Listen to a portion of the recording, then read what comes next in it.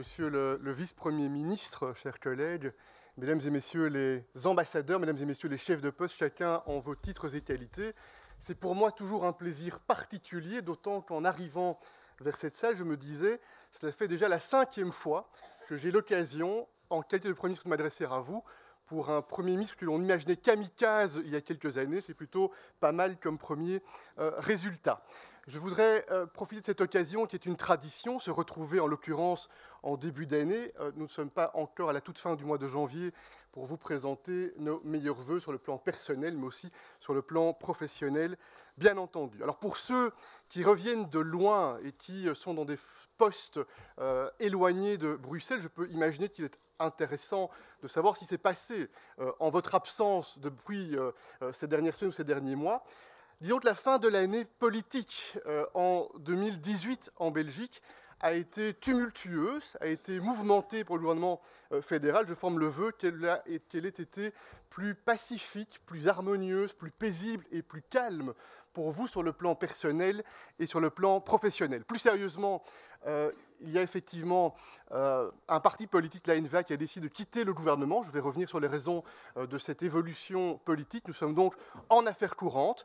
Nous sommes donc en situation, jusqu'au mois de mai, de devoir coopérer étroitement avec le Parlement, un gouvernement minoritaire, sans majorité stable au Parlement. C'est le cas dans 13 autres pays européens qui, pour certains pays, ont ce modèle politique comme pratique courante, ce qui n'est pas le cas en Belgique. Toujours est-il que dans les quelques semaines qui viennent, il y a une capacité d'action, je vais y revenir, au départ d'une collaboration étroite entre le Parlement et le gouvernement. Donc je vous rassure, il n'y a pas de shutdown en Belgique, il n'y a pas non plus de mur en projet de construction en Belgique, si ce n'est le mur de Gramont, qui lui est toujours bel et bien là, avec un dénivelé de 93 mètres, qui a encore été vérifié ce week-end pour ne pas donner d'informations erronées à l'occasion de cette rencontre ce matin. Dames en heren, ik wil duidelijk maken dat migratie een delicate, een moeilijke uitdaging is, maar ook een globale uitdaging is.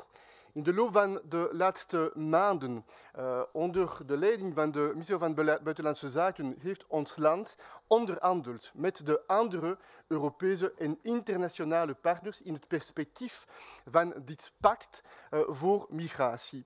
Met als doel reguliere migratie, met als doel meer veiligheid, meer stabiliteit en een betere en een meer efficiënte aanpak in zaken migratie.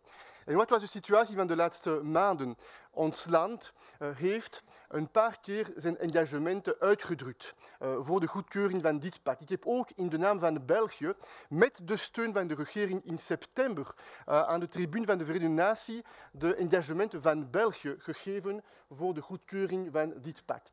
Een paar weken daarna heeft één land en één regeringsleider, meneer Kurz, Oostenrijk, de beslissing genomen om afstand te nemen met dit pact. En dat heeft een situatie gecreëerd in België, waar één politieke partij in de meerderheid, de N-VA, een bocht heeft gemaakt in zaken dit pact. Ik kende de gevolgen van onze keuze om dit pact te bevestigen. En dat is in alle kennis van zaken dat we dit pact hebben bevestigd. Waarom? Omdat meer dan ooit, ik weet en jullie weten ook, dat onze wereld is geconfronteerd met twee verschillende visies. Diegenen die denken dat de problemen, de uitdagingen opgelost kunnen zijn enkel via een unilaterale aanpak met een argument, en dat is een pertinent of een sterk argument aan de soevereiniteit van de verschillende landen, en diegenen die denken dat voor de globale uitdagingen, zoals terrorisme, zoals migratie, zoals klimaatverandering, het nodig is voor een globale aanpak te kiezen en dus voor meer Europese en internationale samenwerking. En de laatste weken, toen ik de beslissing heb genomen dit pact goed te keuren, ik had in mijn geheugen de herinnering van de vorige eeuw.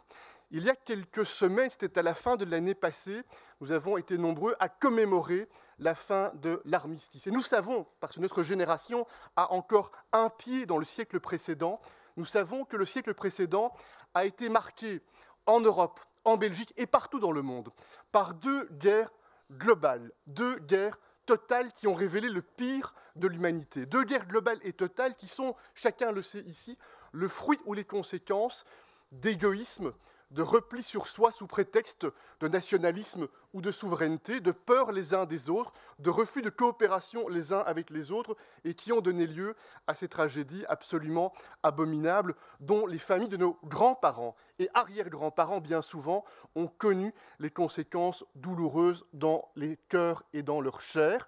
Et c'est à cela que j'ai pensé, à la tribune des Nations Unies au Maroc, lorsque j'ai fait le choix, au nom du gouvernement, en tout cas du gouvernement qui supportait ce choix-là, 3 partis sur les 4, de placer de nouveau notre pays du côté de la coopération pour affronter les défis globaux. C'est le même choix qui a été fait par des leaders avant nous, des leaders politiques avant nous, lorsqu'il s'est agi d'être parmi les premiers à soutenir la Convention européenne des droits de l'homme, d'être un pays fondateur de l'Union européenne, ou lorsqu'il s'est agi encore de participer à la création de l'Organisation des Nations Unies pour tenter, dans ces différents domaines, d'apporter une contribution. Je ne souhaitais pas, et je l'assume devant vous, je ne souhaitais pas que sur le parcours de l'histoire de notre pays, il y ait cette tâche de ne pas avoir été présent dans un moment où il y avait un premier pas en avant pour gérer de manière régulière, de manière sûre et de manière ordonnée les migrations.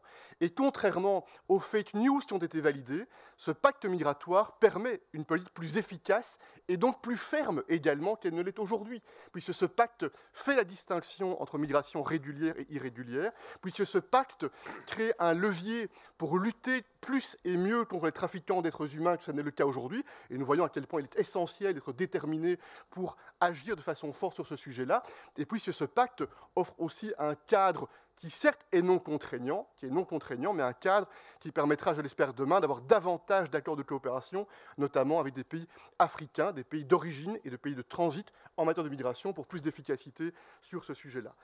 J'ai pris quelques instants, pardonnez-moi, parce qu'il me semble effectivement que ces quelques dernières semaines ou ces quelques derniers mois ont été animés par ce sujet. Il me paraissait important de profiter de cette tribune pour mettre gentiment, calmement les points sur les i sur un sujet extrêmement important.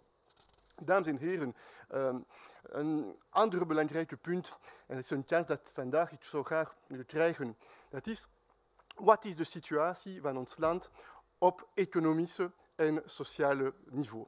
Waar zijn we en wat zijn de prioriteiten voor de toekomst, maar wat zijn de prioriteiten geweest van de laatste 3 of 4 jaren? Jullie weten dat de DNA van deze regering onder deze legislatuur, dat was een duidelijke keuze. Geen grote staatshervorming. We hebben de 6e staatshervorming gekend een paar jaren geleden. Het is de bedoeling om deze 6e staatshervorming volledig en loyaal uit te voeren. Wat we hebben gedaan, en dat betekende een sterke inspanning van de verschillende departementen om het nieuwe model effectief te maken en concreet te maken, maar een duidelijke keuze voor de structurele, sociale en economische hervorming. Met inderdaad een sterke politieke overtuiging dat ik assumeer.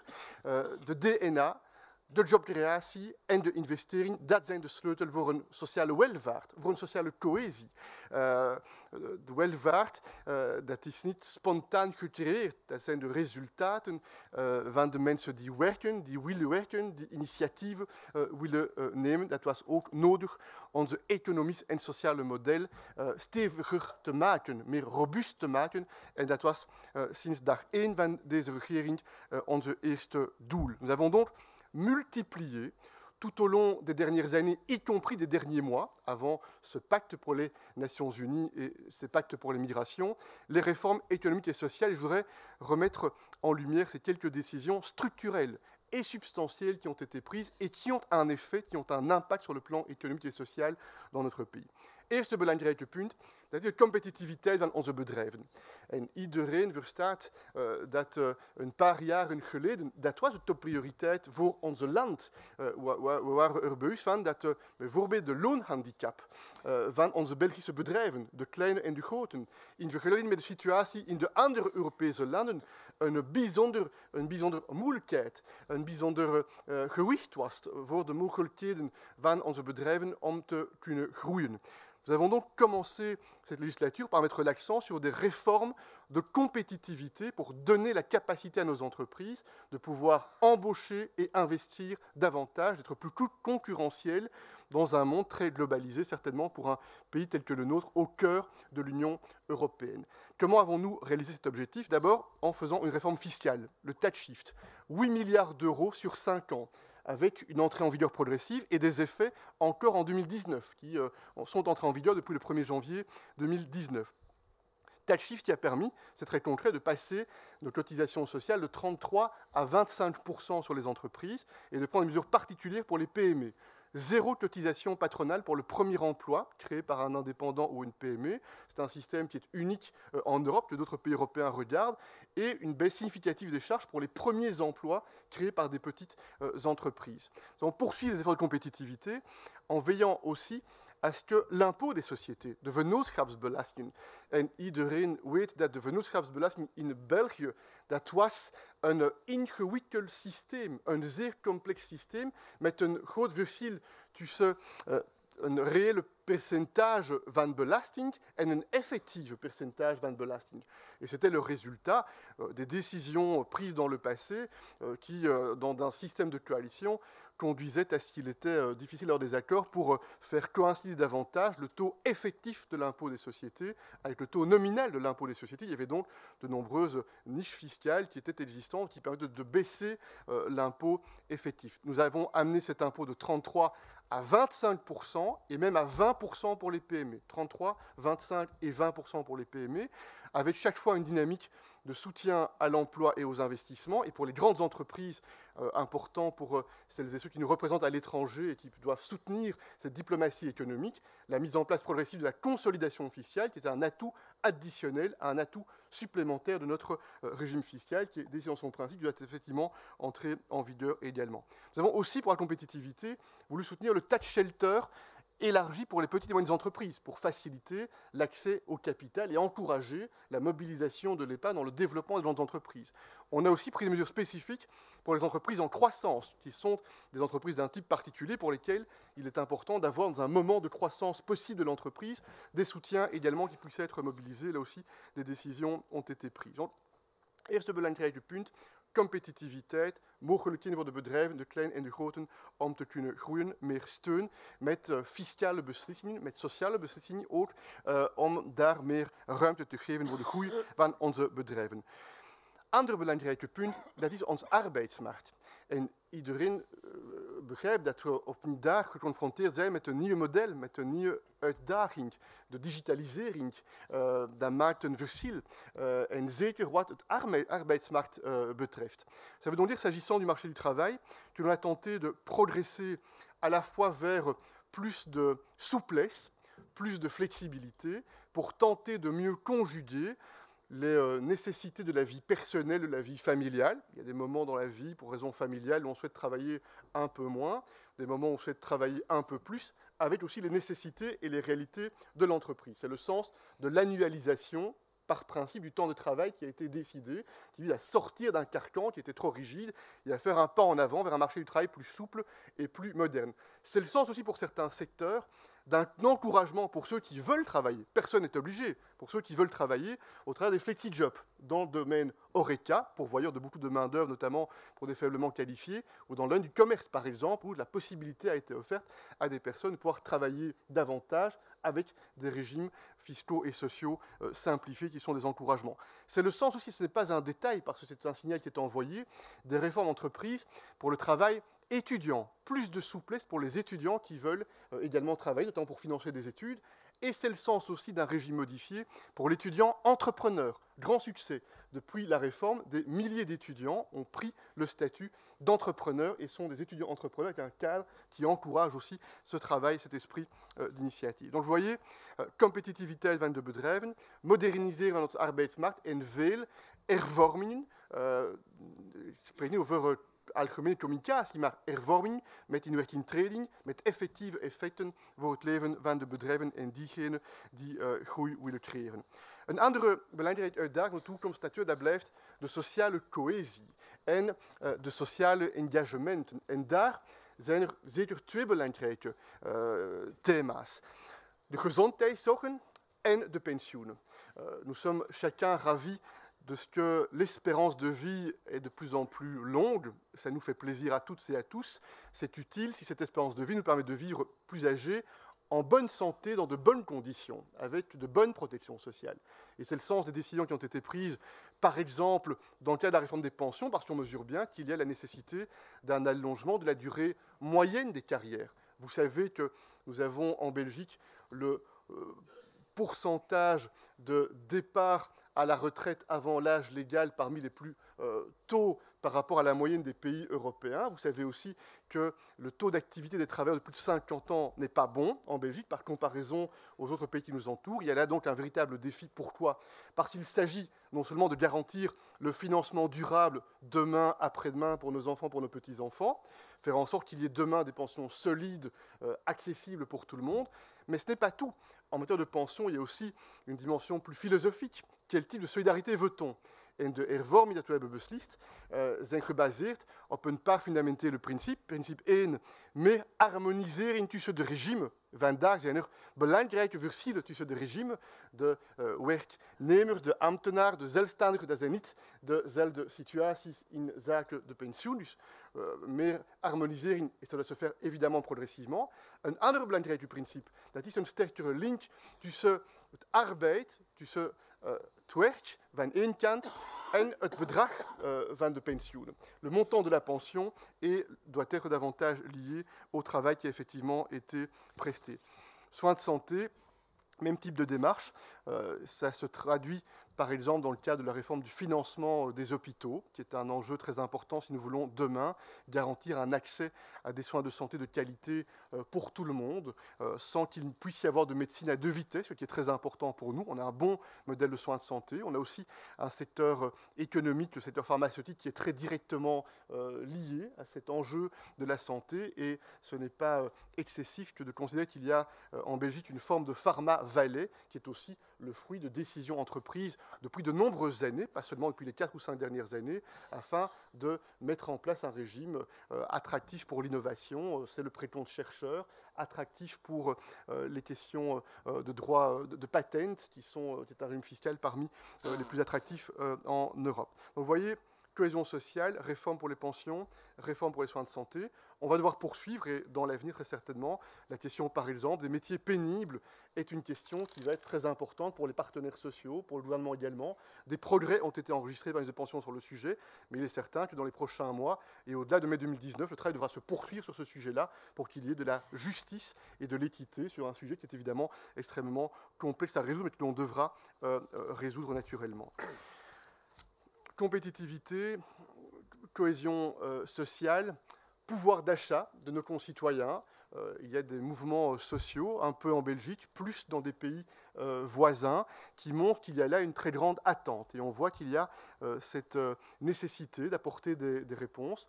Nous avons tenté de le faire au travers de cette réforme fiscale qui comprend un volet compétitivité et un volet pouvoir d'achat, puisque au total, pour les bas et les moyens salaires, c'est l'équivalent d'un 13e mois, et même d'un 14e mois pour les bas salaires qui a été mobilisé dans cette réforme fiscale, avec un effet additionnel qui est enregistré depuis le 1er janvier 2019. Mais sur le pouvoir d'achat, on est bien conscient qu'à côté du revenu, qui est un élément important, un paramètre essentiel, il y a certainement de plus en plus la nécessité de regarder la question des dépenses et de voir effectivement dans un modèle qui évolue avec une pression pour consommer de plus en plus forte, comment on peut aussi, à l'avenir, comme gouvernement, appréhender ce sujet qui est difficile mais qui est très important pour garantir la cohésion sociale dans notre pays.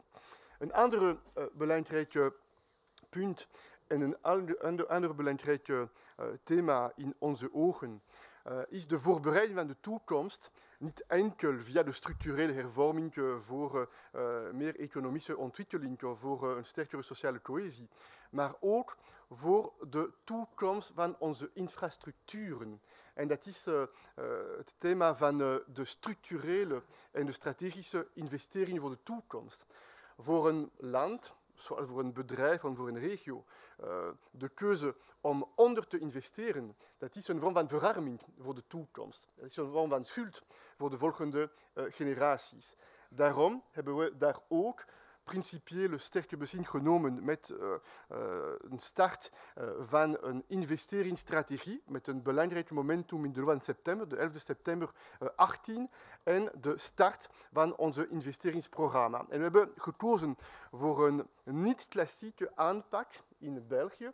We hebben gekozen voor een maximale depolitisering van zo'n strategie. Dat betekent dat we de steun hebben gevraagd aan de economische actoren, aan de universiteiten bijvoorbeeld, aan de sociale actoren ook, om samen met hen te bekijken welke prioritaire domeinen gekozen moeten zijn voor structurele investeringen in de toekomst.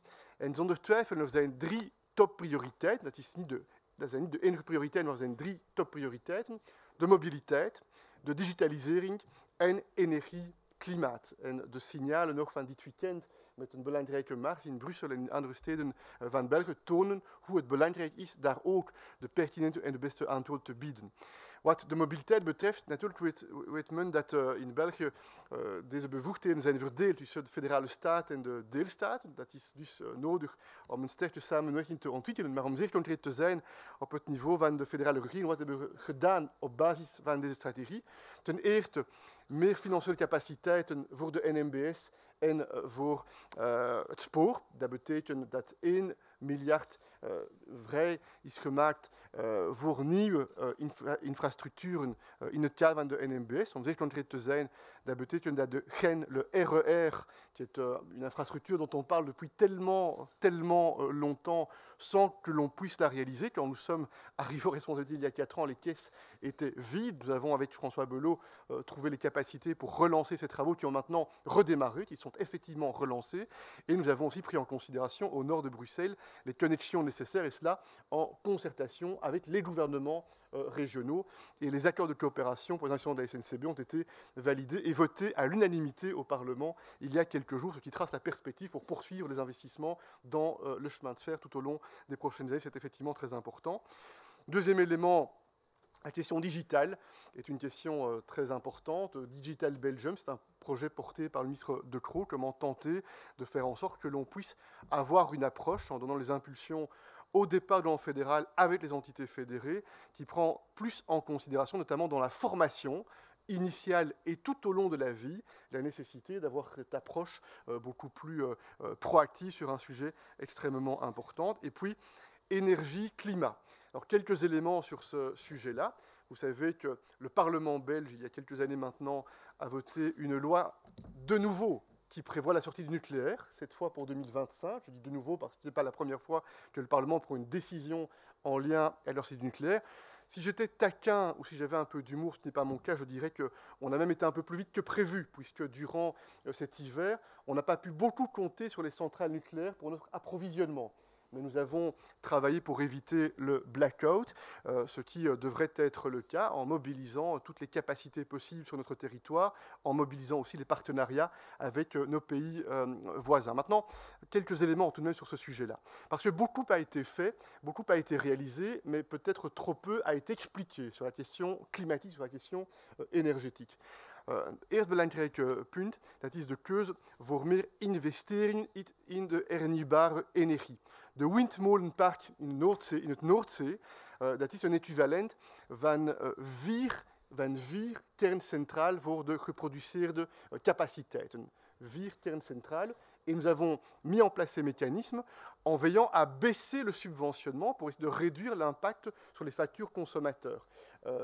Par comparaison aux décisions qui avaient été prises antérieurement quand ces projets avaient été lancés, premier point. Deuxième point, le gouvernement a validé et doit très prochainement amener au Parlement, j'espère qu'on pourra voter cela encore avant le mois de mai, le mécanisme pour susciter davantage d'investissements, notamment dans les centrales au gaz, mais pas seulement, c'est-à-dire les capacités alternatives au nucléaire. Évidemment, les concertations avec l'Union européenne sont importantes sur le sujet. Le débat devrait venir au Parlement, je l'espère, avant le mois de mai. C'est très important pour rendre possible la capacité de tenir les engagements en lien avec la sortie du nucléaire. Enfin, troisième point, on doit aussi en Belgique progresser sur le démantèlement des centrales. Qui dit sortie du nucléaire, dit démantèlement progressif des centrales nucléaires, ça a un coût, ça suppose une facture, le Parlement va devoir aussi prendre des décisions, prendre des orientations sur ce sujet-là. Ce sont des dossiers que j'aimerais bien encore faire avancer avant les élections du mois de mai. On ira le plus loin possible et on verra si le Parlement peut encore valider sur ce sujet-là. Nou, kort gezegd, wat het klimaat betreft, we zien een belangrijke opmerking. In de feiten het nodig is tegelijkertijd 3 verschillende doelen te halen voor een goed klimaat en efficiënt klimaatbeleid. En dat is niet evident, dat is niet makkelijk. We moeten de waarheid zeggen en uitleggen. Van één kant moeten we voor de bevoorradingszekerheid zorgen. Dat is evident voor de families, zowel voor de bedrijven. Dat is een belangrijke waarborg dat we moeten aanbieden, punt 1. Punt 2, we moeten ook voor redelijke tarieven en redelijke prijzen zorgen. Dat is een tweede belangrijke doel. En kijk, het sociaal klimaat in een van onze buurlanden, wat dit betreft en wat de koopkracht betreft, niet makkelijk. En 3, we moeten onze internationale engagementen ook respecteren wat dit betreft.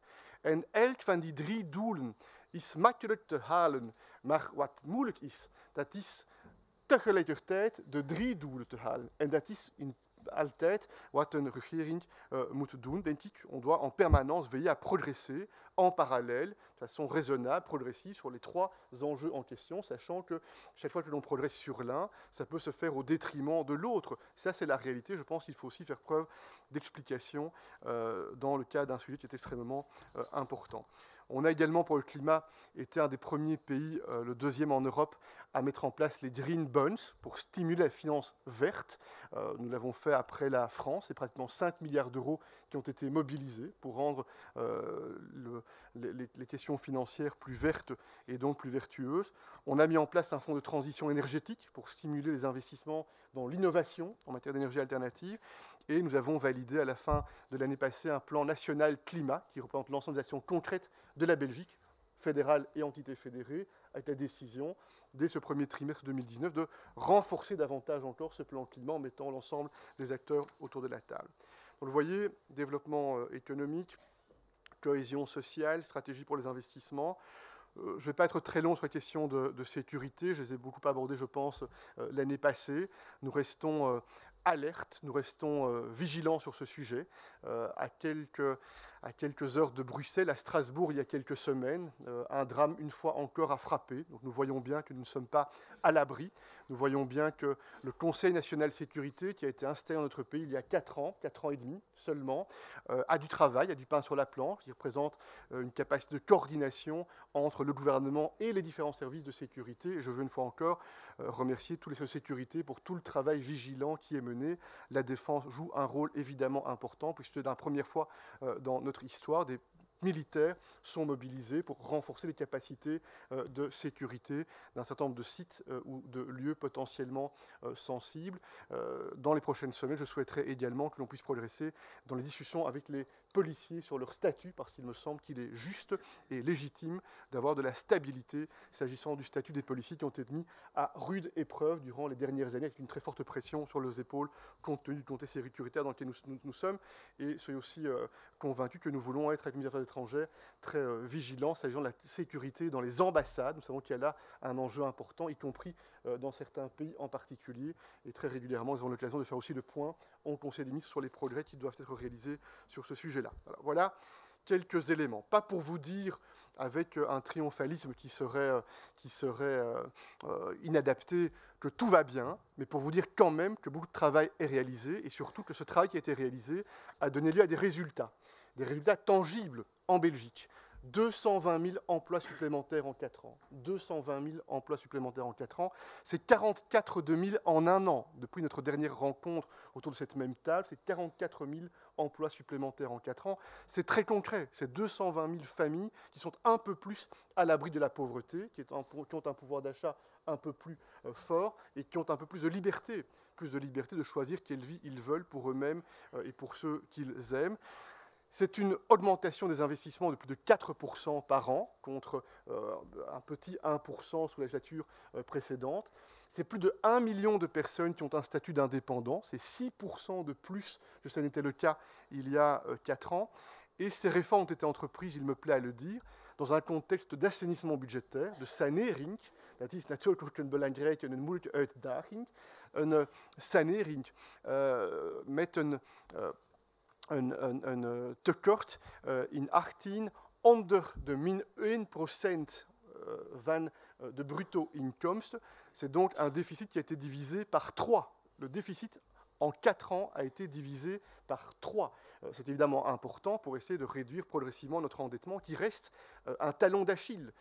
Nous étions à 107-108% du PIB d'endettement il y a 4 ans. On est un peu au-dessus des 100% du PIB. Ça reste trop. Les taux d'intérêt sont relativement faibles aujourd'hui. S'ils devaient à un moment donné remonter, ce serait douloureux pour un pays comme la Belgique avec ce talon d'Achille. Nous devons donc continuer à travailler pour l'assainissement qui a été réalisé tout en baissant la pression fiscale et parafiscale, donc qui a été réalisée principalement par la création d'emplois et par la baisse des dépenses de chômage qui a joué un rôle majeur dans l'assainissement des dépenses publiques. Alors, je conclus en vous disant encore quelques éléments en lien avec les prochains mois et cette année 2019. 2019, dat is opnieuw een jaar met verkiezingen. Er waren ook verkiezingen vorig jaar, lokale verkiezingen. 19, belangrijke jaar, verkiezingen op federale niveau, op Europese niveau en op regionale niveau. Alors, je rassure tout de suite, quels que soient les exemples dans d'autres pays à l'étranger, le gouvernement d'affaires courantes n'a pas programmé de glissement électoral de 2 ou 3 ans. Les élections auront bien lieu au mois de mai 2019, comme la Constitution et la loi le prévoient. C'est une année importante, pourquoi? Parce qu'on sent bien, de nouveau, la montée en puissance de populisme, d'extrémisme, partout dans le monde, en Europe également, en Belgique aussi. On sent bien aussi qu'il y a un vrai sujet pour les démocraties, qui est la démocratie libérale et le droit à l'information fiable. La lutte contre les manipulations, les fake news, devient un enjeu de préservation de nos valeurs démocratiques qui ont permis tout au long des dernières décennies de faire progresser les libertés, la prospérité, le bien-être de la population. Et dans le même temps, on sent bien aussi qu'il y a deux grands enjeux dans le cadre desquels nos concitoyens pourront s'exprimer au travers de leur vote au mois de mai. Et je voudrais là m'autoriser, pour ce dernier exercice de la législature, quelques considérations personnelles sur ces deux grands enjeux. Le premier grand enjeu, c'est l'avenir de l'Europe. Welke toekomst voor de Europese Unie. En België, en zeker wat mij betreft, met de minister van Buitenlandse Zaken, we zijn er overtuigd van dat opnieuw een nieuw elan op Europees niveau van cruciaal belang is. En we hopen dat na de Europese verkiezingen het mogelijk zal zijn bijkomende stappen te doen in de richting van een sterkere Europese Unie. Sterkere Europese Unie op economisch niveau. En dat is een belangrijke discussie in zaak de verdieping van de Europese Unie. En we hopen daar dat vooruitgang zullen geboekt kunnen worden zo snel mogelijk. Met ook persoonlijk advies, met een stap naar meer fiscale harmonisering op Europees niveau. Ik spreek niet over uniformiteit, maar tenminste over fiscale harmonisering, voor een sterkere economische ruimte in Europa. Een nieuw elan, dat betekent ook dat de Brexit een delicaat uitdaging blijft. En de Brexit is een vorm van Netflix geworden, een feuilleton. Boeiend zoals House of Cards of Borgen, maar op het eind van de rit een potentiële schade, een potentiële gevaar in UK misschien, maar ook in Europa, in de Europese Unie en zeker in België. We zijn een van de 3 of 4 meest getroffen landen potentiels op un économique niveau. On est la Belgique avec une frontière extérieure dès lors que le Brexit se concrétise avec des enjeux très pratiques de douane, des enjeux très pratiques de sécurité, d'inspection économique. C'est la raison pour laquelle, le gouvernement en affaires courantes, nous avons soumis au Conseil d'État un texte de loi, un projet de loi pour être prêt dans le cadre d'un Brexit dur que nous ne souhaitons pas, mais qui pourrait être la conséquence des étapes successives au départ de la Grande-Bretagne. La balle est dans le camp politique en Grande-Bretagne, nous devons nous préparer aux différents scénarios, et c'est ce que nous faisons. Et nous sommes aussi un acteur très engagé pour maintenir l'unité des 27 pays tout au long de cette négociation, ce qui est un point optimiste. Personne n'aurait imaginé il y a 2 ans que les 27 pays resteraient aussi unis qu'ils ne l'ont été dans cette négociation. Et donc, premier point, quel avenir pour l'Europe? Veut-on renforcer la coopération?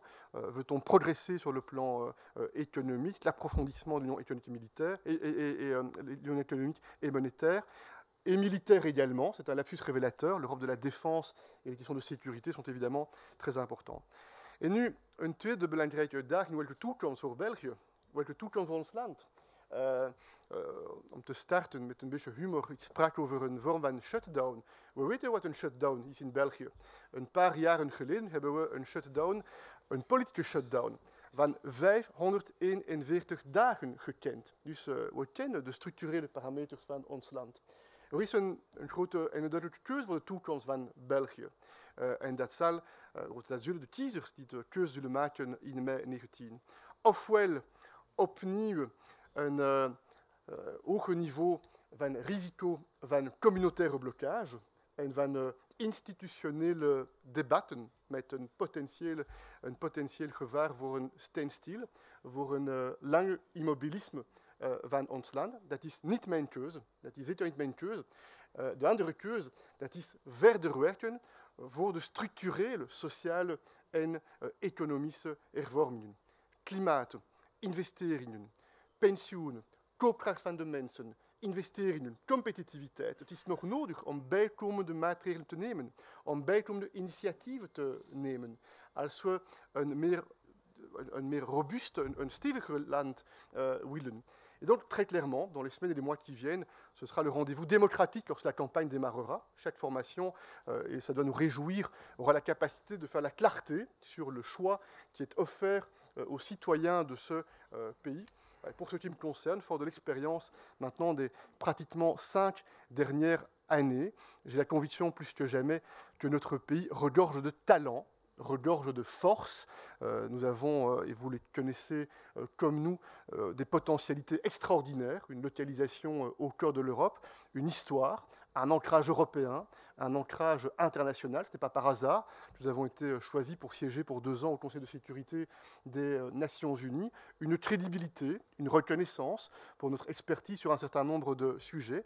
Des entreprises, petites et grandes, qui innovent, qui regardent l'avenir et qui voient les défis devant nous, que ce soit le Brexit, le défi digital, que ce soit le défi social lié aux questions démographiques, par exemple, non pas comme des motifs de peur ou de crainte, mais comme des opportunités à saisir pour rendre le pays plus stable, plus dynamique et plus solide. C'est en tout cas la vision que je veux partager. Merci en tout cas à chacune et chacun d'entre vous pour votre travail au quotidien, au service de notre pays, de son image, de sa force, de sa crédibilité, de nos concitoyens, de nos entreprises. Je mesure bien que le travail que vous faites est un travail tout à fait essentiel et c'est la raison pour laquelle nous vous disons notre confiance en vous et notre optimisme pour l'avenir. Merci.